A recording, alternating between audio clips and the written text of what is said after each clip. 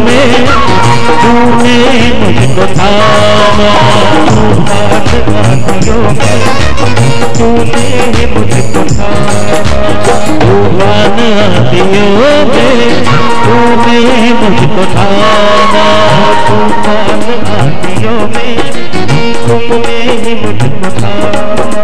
तुम साई बन के आए जब मैं बना था शामा, तुम साई बन के आए जब मैं बना था शामा, तुम साई बन के आए जब मैं बना था शामा, तुम साई बन के आए जब मैं बना था शामा। तेरा करम ये मुझ पे, तेरा करम ये मुझ पे दरिया हो रहा है, तेरा करम मुझ पे दरिया हो रहा है, करते हो तो सदाई मेरा नाम हो रहा है, करते हो तो सदाई मेरा नाम हो रहा है। मेरा आपकी कृपा से, मेरा आपकी कृपा से, मेरा आपकी कृपा से, मेरा आपकी कृपा से, मेरा आपकी कृपा से, मेरा आपकी कृपा से, मेरा आपकी कृपा से, मेरा आपकी कृपा से, मेरा आपकी कृपा से सब काम हो रहा है, मेरा आपकी कृपा से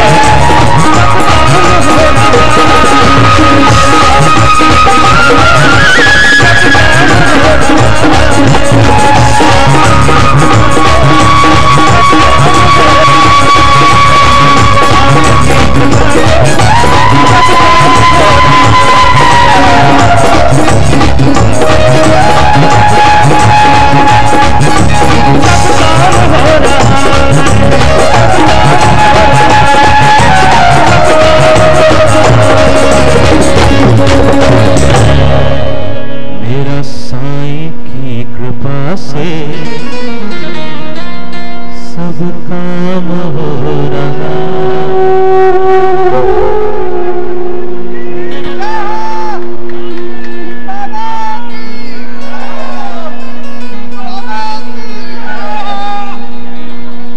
सच्चिदानंद सद्गुरु साईनाथ महाराज की जय। बात हम कर रहे थे साईं के चमत्कारों की। साईं का सारा जीवन ही चमत्कारों से परिपूर्ण है।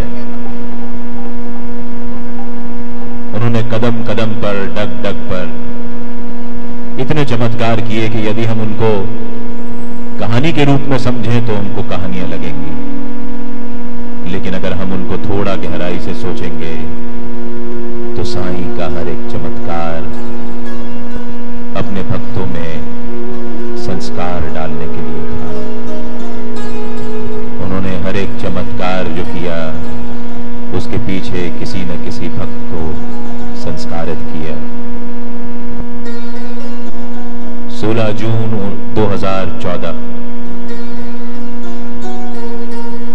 ये जो बूंदाबांदी शुरू हो गई है, बारिश शुरू हो गई है, अचानक भरी दोपहरी में कड़कती धूप के बाद जब ये फुहारें अचानक शुरू हो गई हैं तो इसे हम साईं का आगमन मान सकते हैं।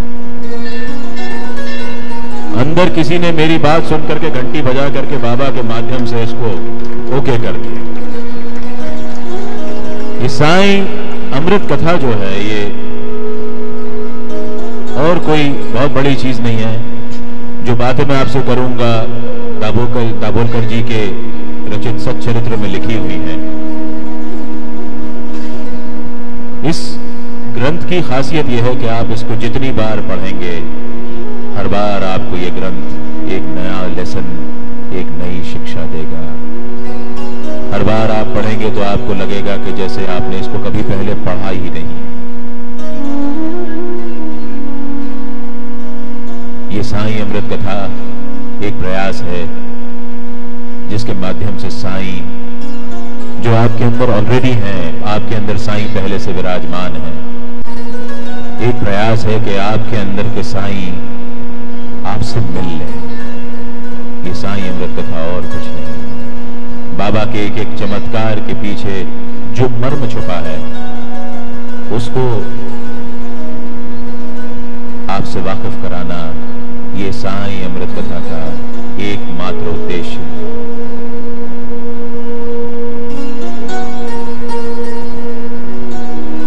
साईं बाबा का सबसे पहला चमत्कार शिरडी में जब हुआ तो लोगों ने अपनी आंखें खुली की खुली रख दी। मस्जिद में रोज शाम को साईं दिए जलाते थे। आमदनी का कोई जरिया था नहीं। भिक्षा पर्यटन करके वे तेल मुफ्त में लेकर के दुकानदारों से रोज शाम को मस्जिद में दीपक जलाते थे। उनकी रोज रोज की इस मांगने की आदत से वो दुकानदार, शिरडी में उस जमाने में 2 ही दुकानदार थे जिनके पास से बाबा तेल लिया करते थे, वो भी तंग आ गए। उन्होंने फैसला कर दिया कि अब हम इस फकीर को अब तेल नहीं देंगे।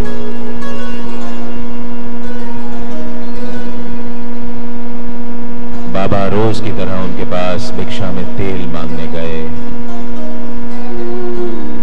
दोनों ही दुकानदारों ने रटा रटा ऐसा जवाब दे दिया कि हमारे पास तेल है ही नहीं। बाबा सब जानते थे। वो वापस आए। अपनी टमरेल में जितना तेल था, शायद 2-4 बूंदे होंगी, उन्होंने उस तेल को गटक लिया, पानी पिया और वापस उसी टमरेल में उड़ेल दिया। और उस तेल को बाबा ने मिट्टी के जो दीपक थे उनमें भरना शुरू किया। ये दोनों दुकानदार मजे लेने के लिए कि अब ये फकीर क्या करेगा, ये देखने मस्जिद के बाहर चोरी से पहुंच गए थे। बाबा ने दिया सलाई उठाई और एक एक करके दियों को जलाना शुरू कर दिया। और सारे के सारे दीपक जल गए थे।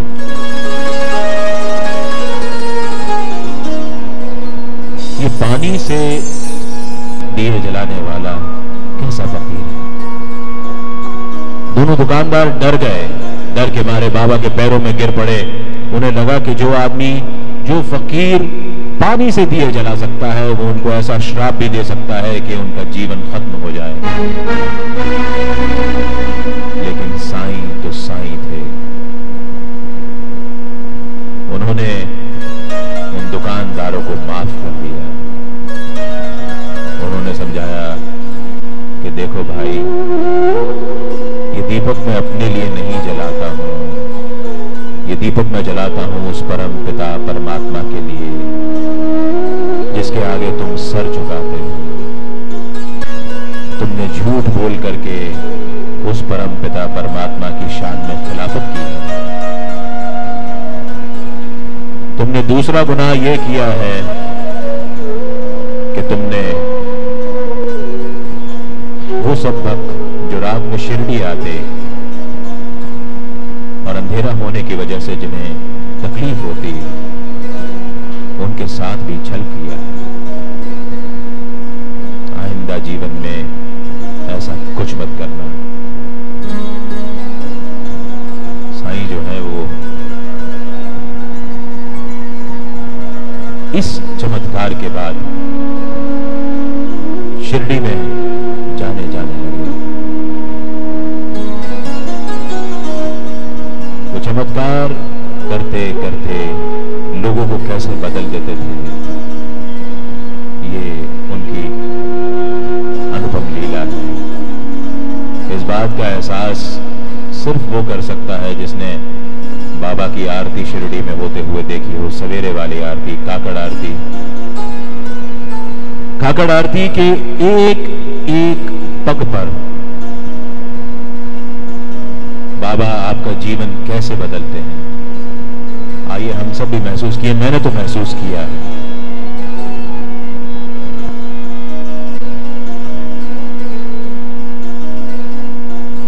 शिरडी में जो महसूस किया रोज उसे दोहराता